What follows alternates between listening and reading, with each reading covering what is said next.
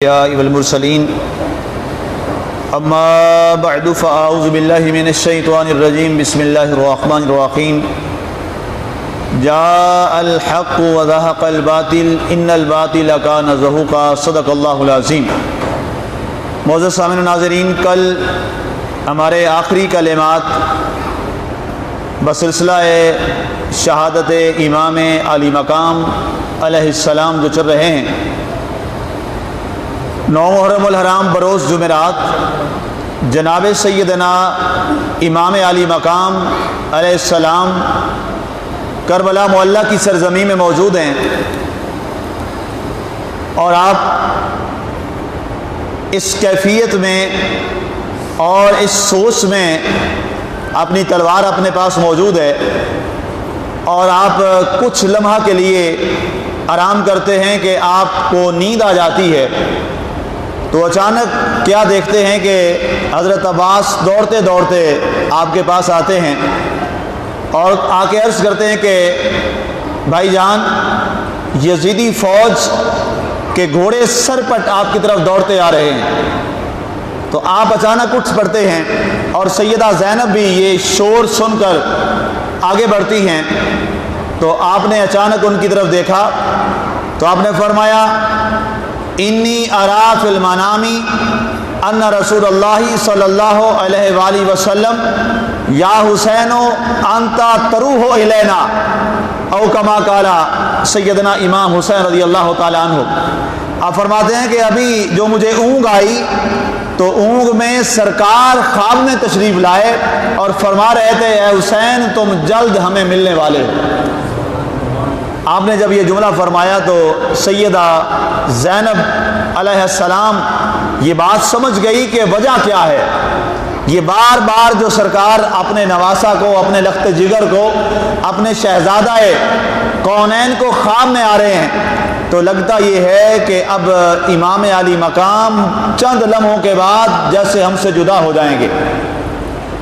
اچانک وہ قافلہ آ رہا ہے تو مسیب ابن مظاہر رضی اللہ تعالیٰ عنہ، حبیب ابن مظاہر رضی اللہ تعالیٰ عنہ یہ آگے بڑھتے ہیں، اور سیدنا حضرت عباس علمدار رضی اللہ تعالیٰ عنہ جو سیدہ ام البنین کے صاحبزادے ہیں، حضرت علی کے شہزادے ہیں، آگے بڑھے اور ان سے کہا کہ کیا معاملہ ہے۔ انہوں نے کہا کہ ہمارا بھی یہ آخری پیغام ہے اور فائنل پیغام ہے کہ ابن سعد یہ کہہ رہا ہے اور شمر بن ذوالجوشن یہ کہہ رہا ہے کہ اگر اس بار اور ان لمحات میں تم نے بیعت یزید کو قبول نہیں کیا تو پھر تم ابھی ہمارے ساتھ لڑائی کے لیے تیار ہو جاؤ۔ یہ پیغام لے کر یہ شخصیات بارگاہ امام علی مقام میں آتے ہیں۔ امام علی مقام رضی اللہ تعالیٰ نے فرمایا کہ جاؤ ان سے کہو کہ آج رات کی ہمیں مہلت دے دیں، کل یا تم جنگ و جدال کر لینا اور ہمارے جیسے تم چاہتے ہو تم کر لینا، یا تمہاری جو خواہش ہے اس کے بارے میں ہم بات کریں گے۔ ان کا ٹھیک ہے، آج رات کی صرف آپ کے پاس مہلت ہے اور یہ آخری رات ہے، اس کے بعد آپ کو مہلت نہیں دی جائے گی۔ امام علی مقام رضی اللہ تعالیٰ عنہ نے اس بات کو قبول کیا، وہ لوگ واپس چلے گئے۔ آپ نے تمام اپنے دوستوں کو، بھتیجوں کو، بھانجوں کو، بھائیوں کو، جب تک آپ کا یہی قبیلہ آپ کے ساتھ تھا، آپ کے حضرت علی کے دوسری سیدہ ام البنین سے جو بیٹے تھے وہ سارے ساتھ تھے، چاروں کے چاروں بیٹے ساتھ تھے، سیدنا امام حسن کی اولاد آپ کے ساتھ تھی، سیدہ زینب کے آپ کے ساتھ تھے سارے لوگ، بھتیجے، بھانجے اور بھائی، اور باقی جو آپ کے جان نثار، اور ان میں ایک بڑا نام ہے حضرت ابو ذر غفاری رضی اللہ تعالیٰ عنہ کے آزاد کردہ غلام حضرت ہوئی رضی اللہ تعالیٰ عنہ، ان کا بھی ان شہداء میں بڑا عظیم نام ہے۔ یہ لوگ آپ کے ساتھ تھے۔ یہ ٹوٹل لوگ جو وہاں پر موجود تھے ان میں سے جو 72 شہید ہوتے ہیں، باقی جو نفوس قدسیہ جو ہیں وہ مستورات ہیں وہ بچ جاتی ہیں، اور ایک شخصیت جو ہے بس وہ بچی، سیدنا سید الساجدین امام زین العابدین رضی اللہ تعالیٰ عنہ، اس پہ آگے جا کے بات کریں گے انشاءاللہ۔ آپ نے تمام کو اکٹھا کیا اور آپ نے ایک خطبہ دیا. وہ خطبہ کافی طویل ہے, میں اس کے چند اہم نکات آپ کے سامنے نکات وہ رکھتا ہوں. وہ نکات کیا تھے؟ آپ نے فرمایا الحمدللہ رب العالمین والصلاۃ والسلام علی جدی سید الانبیاء والمرسلین. فرمایا تمام تعریفیں اللہ کے لیے ہیں جو وحدہ لا شریک ہے, اور درود و سلام ہو میرے جد امجد جناب محمد رسول اللہ صلی اللہ علیہ وآلہ وسلم کی ذات بابرکات پر. تمام تعریفیں اس ذات کے لیے ہیں جس نے ہمیں منصب نبوت سے نوازا. اندازہ کیجئے یہ جملہ ابن اسیر میں, تاریخ طبری میں ابھی پڑھ رہا تھا, تمام میں یہ آپ کے لفظ تھے آتانا اللہ النبوۃ. یہ آپ کے الفاظ تھے کہ اللہ نے ہمیں نبوت عطا فرمائی, اللہ نے ہمیں نبوت عطا فرمائی. تو گویا امام عالی مقام کا یہ اپنا اعلان تھا کربلا کی سرزمین میں کہ ہم کوئی اور نہیں ہیں, ہم نبی کے گھر والے ہیں, ہم نبوت والے ہیں. ہم نبوت, وہ عظیم جو نبوت کا فیض ہے وہ ہمارے ہی گھر میں ہے اور ہمارے ہی گھر میں وہ نازل کیا گیا. وگرنہ ہم نبوت والے, اس سے کیا مراد ہے؟ ہم نبی والے ہیں, ہم نبی کے گھر والے ہیں. اس کے بعد آپ نے فرمایا میری گزارش یہ ہے تم سے کہ یہ لوگ صرف اور صرف ان کا کوئی اور مقصد اور منشا نہیں ہے, ان کا مقصد اور منشا فقط اور فقط میرا خون ہے. یہ صرف مجھے ذبح کرنا چاہتے ہیں یا میری بیعت لینا چاہتے ہیں, انہیں تم سے کوئی غرض نہیں ہے. تم خواہ مخواہ یہاں اپنے خون کو ریگاں کرو گے, تم یہاں شہید کر دیے جاؤ گے, میری وجہ سے یہ تمہیں بھی نہیں چھوڑیں گے. لیکن اگر میں اکیلا شہید ہو گیا تو اس کے بعد کوئی اور شہادت ہوگی نہیں, کیونکہ انہیں صرف اور صرف میری شہادت یا میری بیعت, ان میں سے ایک آپشن جو ہے وہ اڈاپٹ کرنا ہے. تو میری خواہش یہ ہے تم واپس چلے جاؤ. اور آپ نے خصوصاً حضرت عقیل کی اولاد کی طرف متوجہ ہوئے اور فرمایا اے آل عقیل, تمہاری قربانی مسلم بن عقیل تمہارے بھائی کی طرف سے ہو چکی ہے, تمہارے بڑے کی طرف سے ان کی قربانی مجھ سے پہلے ہو چکی ہے. میں تمہیں ضرور کہوں گا تم سارے واپس چلے جاؤ. جب یہ آپ نے جملہ بولا, یہ تقریر آپ نے فرمائی, آپ کے رفقا یہ بات سنتے رہے ادب کے ساتھ, احترام کے ساتھ, نگاہیں جھکا کے, سارے لوگ یہ گفتگو آپ کی سنتے رہے. جب آپ نے گفتگو ختم کر لی اور آپ نے فرمایا آخری جملہ جو آپ کا جملہ تھا وہ کمال کا ہے, آپ نے فرمایا میں اپنے نانا جان کے ہاں تمہارے بارے کہوں گا کہ میں ان سے راضی ہوں, میں ان سے راضی ہوں, میں ان سے راضی ہوں. انہوں نے اپنی وفا پوری کر دی. یا رسول اللہ, نانا جان انہوں نے اپنی وفاؤں کی انتہا کر دی. میں کربلا تک پہنچا, یہ لوگ میرے ساتھ رہے, سفر میں, حضر میں, مصیبتوں میں, تکلیف میں. پانی بند رہا, 8 دن سے پانی بند ہے, یہ میرے ساتھ موجود ہیں. آپ کی وفاؤں کا میں معترف ہوں اور میرا تم سے وعدہ ہے, میں اپنے نانا کے پاس تم میں سے ایک ایک کا نام لے کے کہوں گا کہ نانا جان انہوں نے مجھ سے وفا کی ہے. تمہارا بے وفاؤں میں نام نہیں آئے گا, لیکن میری گزارش ہے تم واپس چلے جاؤ. تو سب سے پہلے حضرت مسلم بن اوسجا الاسدی رضی اللہ تعالیٰ عنہ, آپ کے وفادار ساتھی ابن اوسجا رضی اللہ تعالیٰ عنہ کھڑے ہوئے اور انہیں کہا کہ امام پاک اللہ آپ پر رحم فرمائے, اللہ آپ کے درجات بلند فرمائے اور اللہ آپ کی حفاظت فرمائے. ہم اپنی جانیں کیا, ہم تو اپنی نسلوں کی جانوں کو بھی حسین کے نام پہ قربان کرنے آئے. آپ تو یہ کہتے ہیں ہم واپس چلے جائیں. فرمایا ہم ایسا نہیں کر سکتے, بلکہ ہماری خواہش یہ ہے جب ہم میں سے کوئی نہیں رہے گا پھر معاملہ آپ کا اور یزید والوں کا, لیکن جب تک ہم میں سے کوئی ایک بھی ہوگا حسین تیری طرف یزیدیوں کی تلوار کبھی ہم نہیں آنے دیں گے. اور اندازہ کرو, ایمان دیکھو ان لوگوں کا. یہ کتنے لوگ ہیں؟ صرف 72 لوگ, صرف 72. اور وہ سارے کے 72 کے 72 جو ہیں وہ کوئی جمع مرد کبھی ہیکل نہیں ہیں, ان میں بیمار بھی ہیں اور ان میں بچے بھی ہیں, بیمار بھی ہیں, شیرخوار بھی ہیں. اور ادھر کتنی فوج ہے جی؟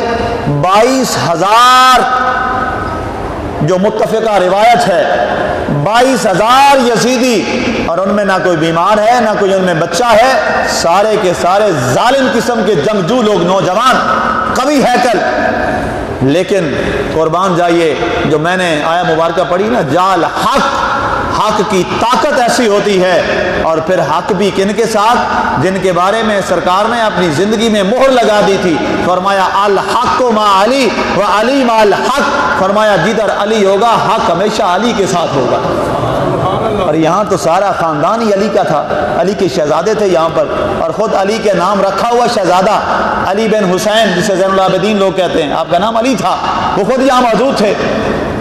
اس کے بعد حضرت سعد بن عبداللہ حنفی رضی اللہ تعالیٰ عنہ یہ کھڑے ہوئے، آپ نے فرمایا اے حسین پاک، آپ کہتے ہیں ہم مدینہ چلے جائیں، ہم مدینہ میں جا کے کیا کہیں گے؟ ہم حسین کو اکیلا چھوڑ کے واپس آ گئے ہیں، اور ہماری جانیں آپ کے بعد جی کی ہمیں لینا کیا ہے؟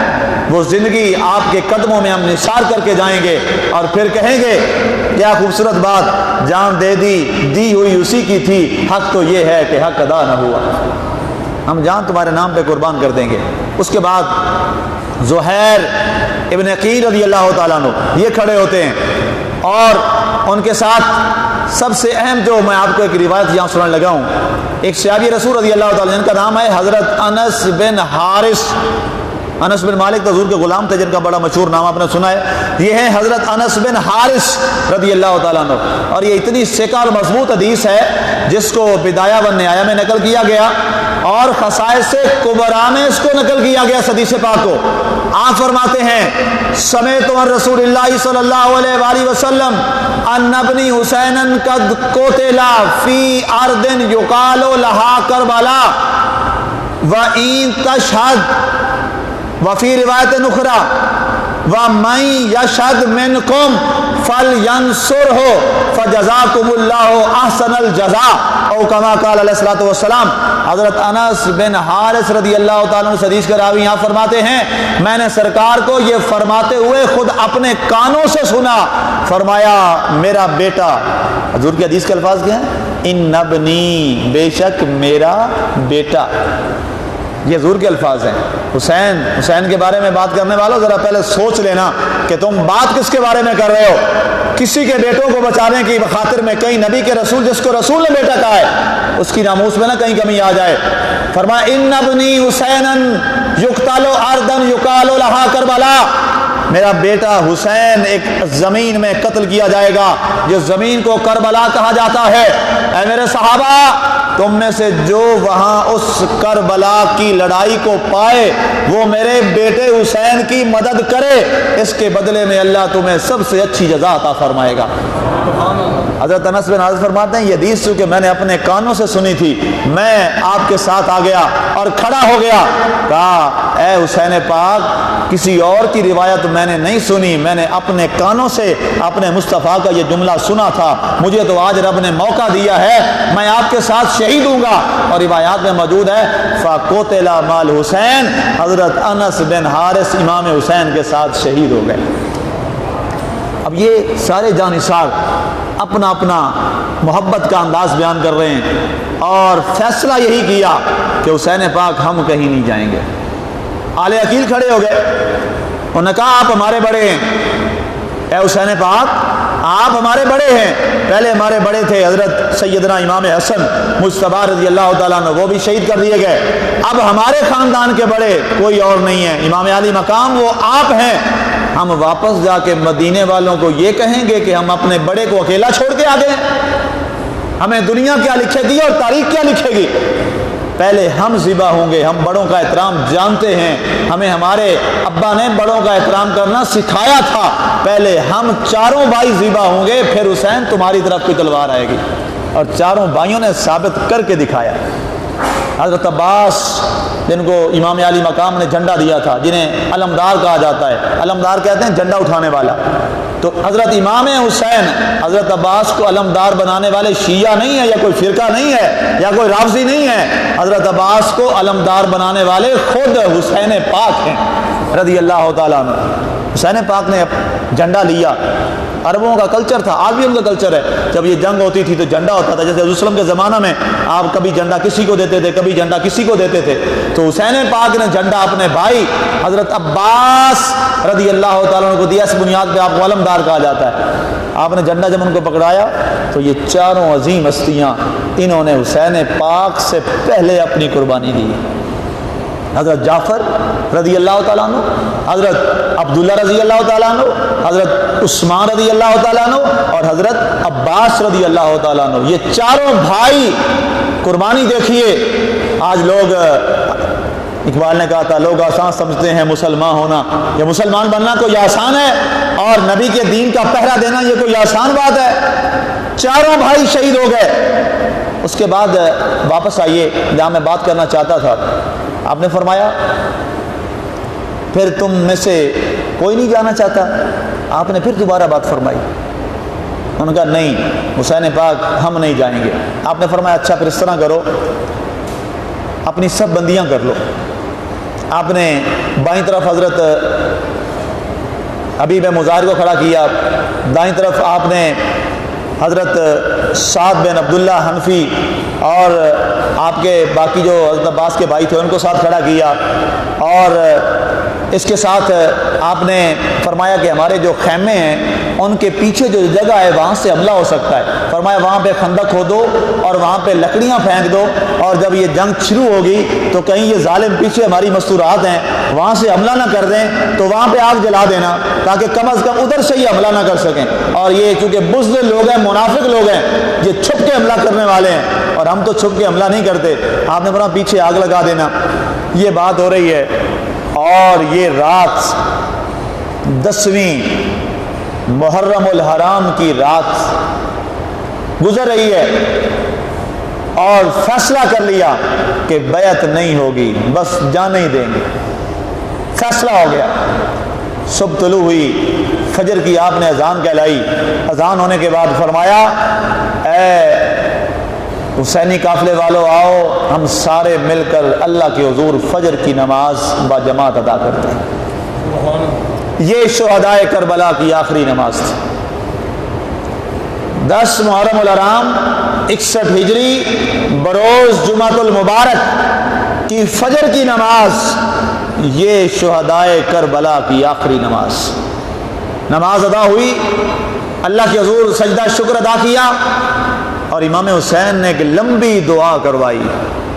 نماز کے بعد لمبی دعا آپ نے فرمائی اور اس دعا میں آپ نے بار بار آپ نے اپنے اہل خانہ کے لیے، اپنی مستورات کے لیے، اپنے بھتیجوں کے لیے، بھانجوں کے لیے، بھائیوں کے لیے، اپنے عشاق کے لیے آپ نے استقامت کی دعا مانگی. استقامت کی دعا مانگی. اور اس کے بعد یہ قافلہ ایسے بیٹھ گیا اور آپ نے فرمایا کہ ابھی انتظار کیا جائے. ابھی آپ نے آگ کا الاؤ روشن کرنے کا آپ نے نہیں فرمایا. صبح ان کے لوگ آئے چکر لگا رہے ہیں اور سب سے زیادہ جس کو بے چینی تھی وہ شمر لعین تھا. شمر بن ذوالجوشن یہ بدبخت آدمی تھا. یہ وہی شخص تھا کہ جب آ رہا تھا تو امام حسین نے جب دیکھا نا اس کا رنگ جو ہے وہ ابلق تھا. ابلق کہتے ہیں کہ جس کے جسم میں وہ سفید داغ نہیں ہوتے سفید رنگ کے، اسے ابلق کہا جاتا ہے عربی زبان میں. چت کبرا. جب اس کو امام حسین نے آتے ہوئے دیکھا نا تو آپ نے فرمایا قد صدق جدی محمد رسول اللہ صلی اللہ علیہ وآلہ وسلم، کہ میرے جد امجد نانا جان مصطفیٰ کریم نے سچ فرمایا تھا کہ ایک ابلق سفید دھاریوں والا کتا ہوگا جو میری آل پاک کے خون میں اپنا گندا منہ ڈالے گا. یہ حدیث پاک آپ نے پڑھی تھی. اس وقت کربلا میں شمر اپنے گھوڑے پر ایسے آیا. آپ نے فرمایا اب یہ تیاریاں کر رہے ہیں اور اب یہ حملہ کرنے والے ہیں تو اب پیچھے آگ جلا دی جائے. آپ نے لکڑیوں کو آگ لگوا دی تو یہ شمر پیچھے سے آیا اور کہنے لگا، بدتمیزی کا جملہ، بے ادبی کا جملہ بولا اور کہا کہ اے حسین تو نے آگ جلائی ہے، اسی آگ کا تو مستحق ہے. نعوذ باللہ نعوذ باللہ نعوذ باللہ، نقل کفر کفر نباشد. آپ نے فرمایا اے ملعون، یہ تو اب فیصلہ اللہ کرے گا کہ آگ کا مستحق تو ہے یا کوئی اور ہے. تیرے بارے آگ کا فیصلہ کہنا درست ہے، میرے بارے تو میرا مصطفیٰ میرا نانا فیصلہ کر چکا ہے. وہ اپنی زندگی میں فرما گئے تھے ان الحسن والحسین سیدا شباب اہل الجنہ، حسن اور حسین جنتی نوجوانوں کے سردار ہیں۔ فرمایا جہنم کا فیصلہ ہمارا نہیں ہوا، ہمارے نانا دنیا میں اپنی زندگی میں ظاہری حیات میں ہمارے تو اعلان کر گئے ہیں، اب تمہارے اعلان ہوں گے، تم جہنمی بنو گے۔ تو اتنے میں حضرت مسلم رضی اللہ تعالی عنہ، آپ بن اوسجہ الاسدی، وہ سامنے کھڑے تھے تیر لے کے اور تلوار تھی اور وہ اکیلا تھا شمر۔ انہوں نے کہا امام پاک اگر اجازت ہو، یہ میرے نرغے میں ہے، میں بھی اس کا سر اڑا کے یہاں رکھ دوں۔ آپ نے فرمایا نہیں، ابتدا حسین کے قافلے کی طرف سے نہیں ہوگی، ابتدا جب بھی ہوگی ان کی طرف سے ہوگی۔